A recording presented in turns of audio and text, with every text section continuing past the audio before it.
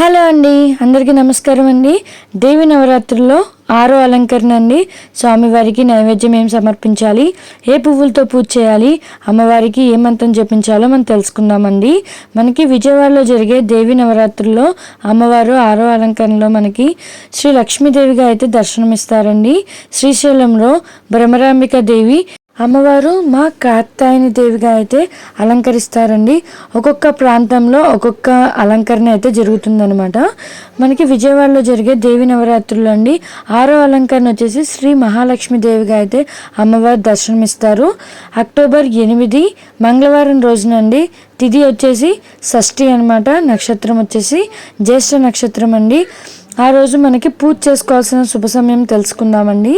ఉదయం 5:55 నుంచి 7:30 లోపు అయితే శుభ సమయం ఉందండి. ఆ సమయంలో వీలు పడని వాళ్ళు ఉదయం 11 నుంచి 12 గంటల లోపు పూజ అనేది చేసుకోవచ్చండి. 12 నుంచి 1 గంట వరకు కూడా శుభ సమయం అనేది ఉందండి. పూజ అనేది 12 గంటల లోపే ముగించాలి కాబట్టి 12 గంటల లోపు పూజ అనేది చేసుకోవచ్చండి. తిరిగి సాయంత్రం పూజ చేసుకునే వాళ్ళకి శుభ సమయం అండి. సాయంత్రం 4:20 నుంచి 6 గంటల లోపు అయితే పూజ అనేది చేసుకోవాల్సి ఉంటుందన్నమాట. దేవి నవరాత్రుల్లో మనకి పొద్దున్న సాయంత్రం దీపం వెలిగించడం వల్ల చాలా మంచి ఫలితం ఉంటుందని చెప్తారండి. మనకి 6వ అలంకరణలు వచ్చేసి విజయవాడలో శ్రీ మహాలక్ష్మి దేవిగా అయితే అలంకరిస్తారు. అమ్మవారికి గులాబీ రంగు చీరలో అయితే అమ్మవారు మనకి దర్శనమిస్తారండి.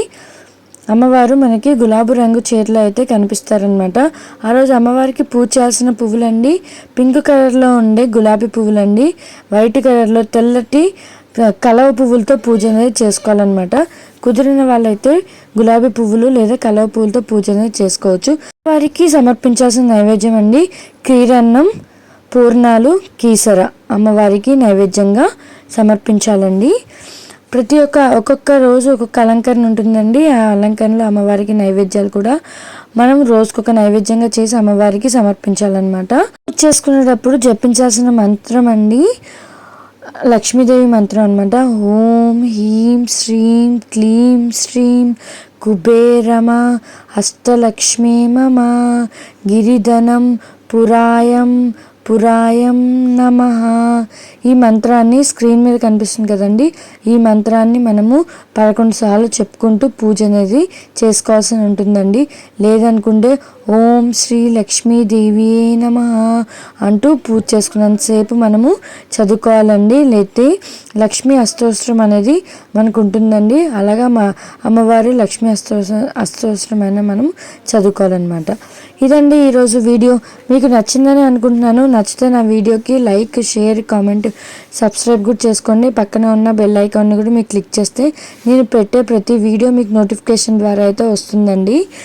ఇలాగే నేను ఈ వీడియోనే కాకుండా అమ్మవారికి నైవేద్యము, అమ్మవారికి షార్ట్ వీడియోలో కూడా నేను ప్రతిరోజు అమ్మవారి ఆ రోజు నక్షత్రం ఏంటి, తిథి ఏంటి, మీకు ఇవన్నీ వీడియోలు అయితే అప్లోడ్ చేస్తానండి. థ్యాంక్స్ ఫర్ వాచింగ్ అండి. బాయ్. ఛానల్ని సబ్స్క్రైబ్ చేసుకోకపోతే సబ్స్క్రైబ్ చేసుకోండి.